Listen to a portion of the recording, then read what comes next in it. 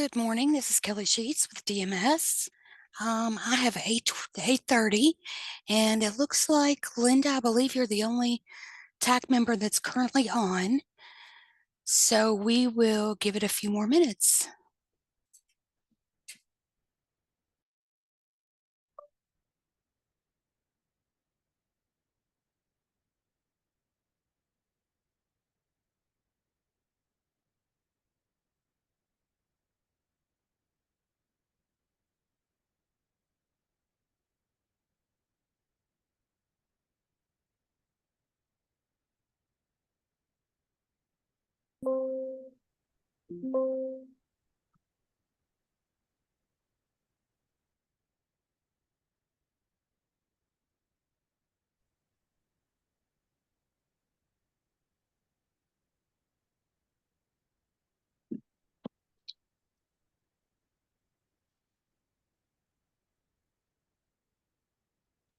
Guys, my computer is making me restart. I apologize, but that is why I wanted to jump on here.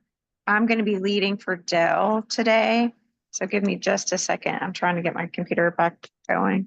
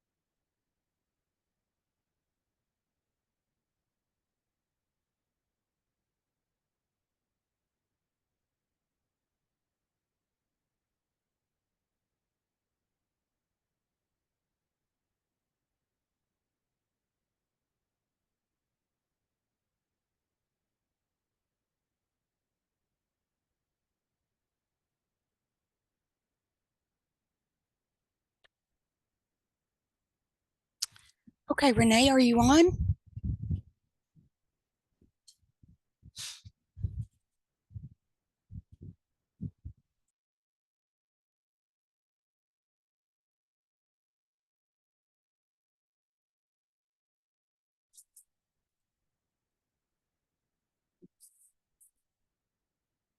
Okay, sorry about that, guys. That's okay. This is Kelly Sheets with DMS. It looks like, Renee, it's you, Linda, and Emily, which does Yep. give us a quorum. So if you could turn your cameras on for voting purposes so that we meet the open records laws, that would be great. Okay. And like I said, turn that off. Can you guys hear me or am I echoing? I will be helping facilitate today because Dell had something that came up and is no longer able to attend. Okay, I will turn it over to you and you can get started. Okay, and I apologize, my camera's also messed up. It is just one of those mornings. Okay, so first we'll start with the approval of the January 14th minutes. Do you have anybody that would like to approve those? Did everybody have a chance to review them? I did, Renee, and I will move to approve the minutes. Perfect. Just need a second. I'll second. I'm sorry, Renee. Yes. This is Kelly again. I apologize, but you do not have a quorum. You need one more to have a quorum. Oh, that's what I was thinking. And I'm so sorry. I no, apologize. you are good. And the other thing is, we had also one resign, Yes. Krista Wilson, and I don't think Yes. that we have a new person for her yet. Is that correct? We have not been made aware of that. No, not yet. Mhm. Renee, So There was also a suggestion made from the APTA Kentucky for an additional physical therapy representative. Elise, I think she came to one meeting, but I'm not sure if Dale had reached out to her about continuing. So we have some opportunity there from both physical therapy and I believe speech language pathology. I know that they were discussing at our convention about making sure that, so we are not able to approve the minutes then. Can we move forward with the old business though, since we have people on here, Kelly? Yes, you can do that. Okay, all right, we'll do that. For the therapy, TAC was requesting to have, the 2025 fee schedule published. Do you know if that has happened yet? This is Justin Derringer with the Department for Medicaid Services. So the 2025 fee schedule changes have not been posted yet. They are still in upper management's office going through reviews. So as soon as those are available, and it's not just for therapy, those are the fee schedules for each provider. So as soon as we get approval for those, we will be posting those and sending out notices to the TACs and the providers. Okay. And then I know Justin, you and I have talked about this. We've had more people put this in here. I know for us, it is definitely a huge burden. Moving on to number 2, which is something I would love to hear an updated status on this, but it's the retro deactivations. It is causing chaos within our billing departments. We don't have the manpower for the volume of claims that are coming in that this is happening to, and it's hundreds of thousands of dollars for some of us providers. We really do need to come up with a solution ASAP on this. Like, we can't wait. I don't even know if I have the manpower to wait a month. It's that serious. I know for our practice, I know for some other practices too. But it's hundreds of thousands of dollars at this point. So we need to come up with a solution if there is anything that we can do. Yep. So this is a problem again, not just for therapy, but for all providers. And we've created a change order for our systems to be able to correct this issue. We have workarounds in place to make sure that we've contacted our billing provider to let them know the issue, let them know that to be watching out for anything that is due to or any kind of takebacks and rebillings that are due to issues of retro eligibility. And so they're looking for those, they're extending timelines, they're trying to work one-on-one with providers. Anytime you have any issues of not being paid on time. The issue is we're having to get prior authorizations again. We don't have the manpower for thousands and thousands of claims to go through this. We've already done it once. And that's the issue. Like, we do not have the manpower, but when, for example, Passport or if they take back $100,000 from your clinic, that hurts operations, it hurts payroll, it hurts all of these things. And then it's a 3 to 4 person full-time job to go back through this and get the prior. We don't have the manpower to do this because it's still a huge burden. Because I get you say, like, we're going to pay it as fast as we can, but is there, like, why would we have to go back through and get prior auths again, like go through that whole process when we've done everything the right way the first time? Do you see what I'm saying? Sure. The only time you should have to get another prior authorization is if, in our fee schedule, we have certain codes that have to have prior authorization, and then we have other codes that we don't require that. So the managed care organizations are allowed to not require prior authorization on some things that fee for service does. So if But that's they the case, don't. Sorry. Renee, can I chime in? It's Pam Marshall. Yes. So Justin, they don't, we have to follow the same process as if that were a new patient. Like, the claims will not get paid and processed unless we want to fight that. And then there's always fallout. always. So, if they're processing little Johnny Smith's claims, we have to wait until the take back occurs from the original MCO, and then rebill to DMS. But with the MCO, or DMS is requiring us to get re-prior auth. And then if, there's different rules on every payer, every MCO has different rules on the physician order and the date range and when you can submit and all those different timelines. And sometimes those timelines do not match up with DMS. So you're trying to get a PA from either, DMS or EPSDT, and the timeline doesn't match. So you've got to then go back to the physician and get a new dated, it's so detailed and it doesn't work like you think it would work. It is literally redoing it all, like Renee said, all Yeah, over again. we really need a meeting. Like, I understand we're talking that like this is an issue, but like we need a meeting. We need to be, we need to have a representative from the MCOs and a representative from Medicaid and us, a few of us present, to come up with a solution for our providers in the state, because we cannot continue to move. Like, it is a huge burden on our practices. I just don't even think you understand.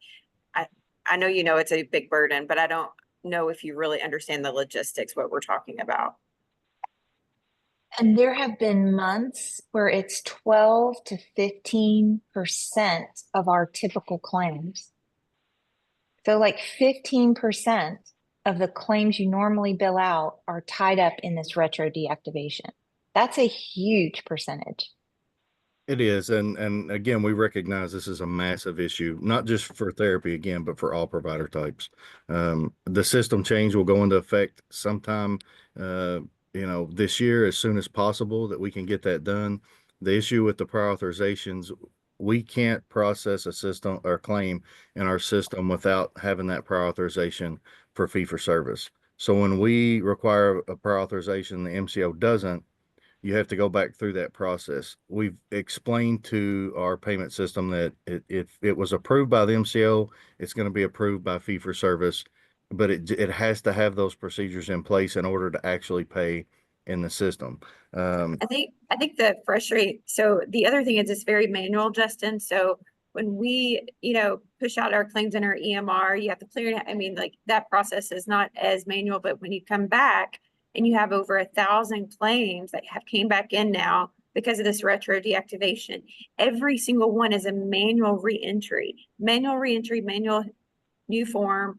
And that is the manpower. Like, it is, I mean, we're talking thousands of claims here that we do not have the manpower to do this. And we're asking the state to send somebody to help us redo this. I don't know, since it's a state issue, we have a state employee that can come in and help redo this process for us? Like, we need help. So we have a meeting with, or some communication going out to all the managed care organizations specifically about this issue, coming out sometime this week. We also have multiple employees that are currently helping providers. So I'm gonna post a email in the chat that if anybody is having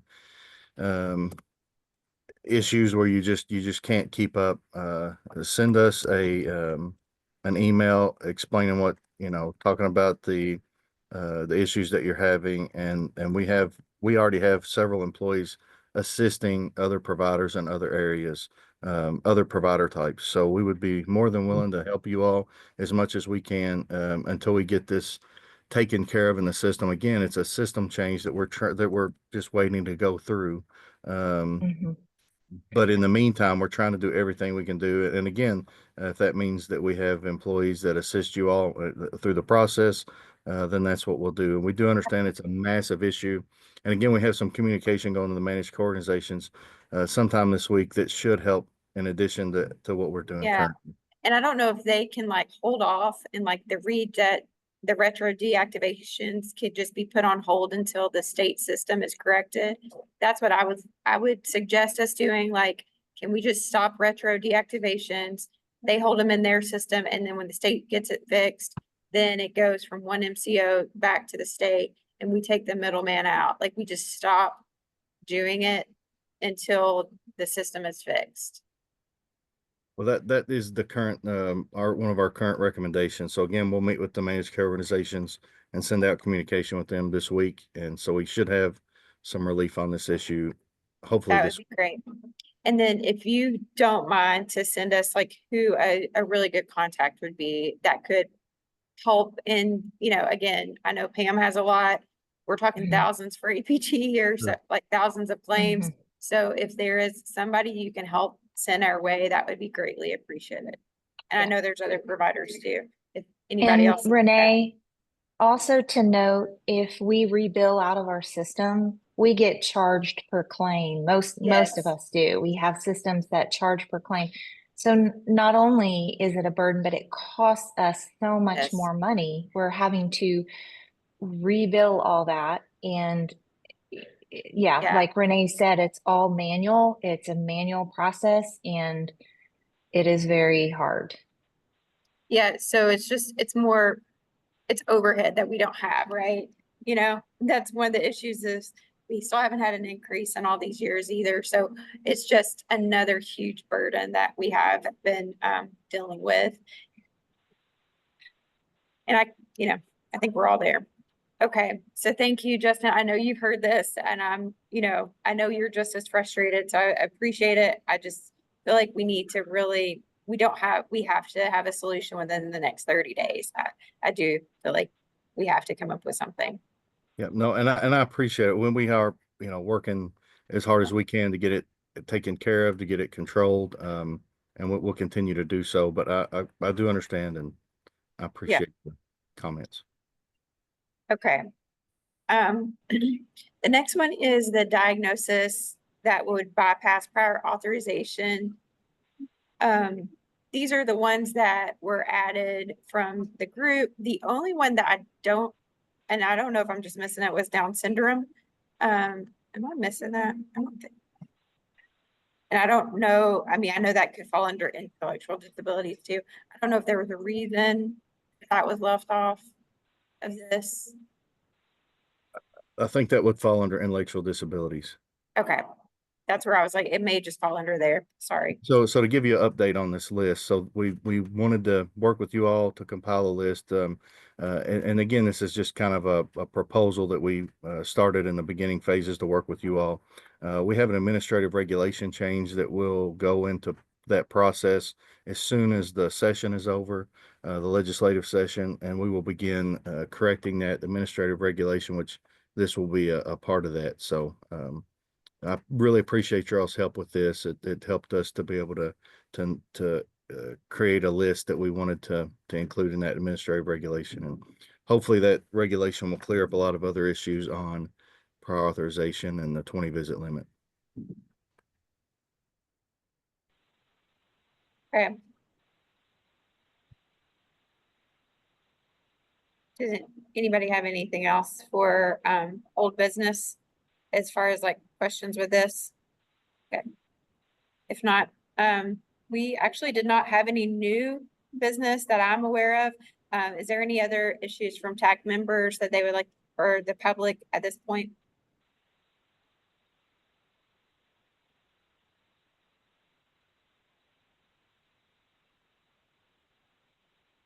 Okay.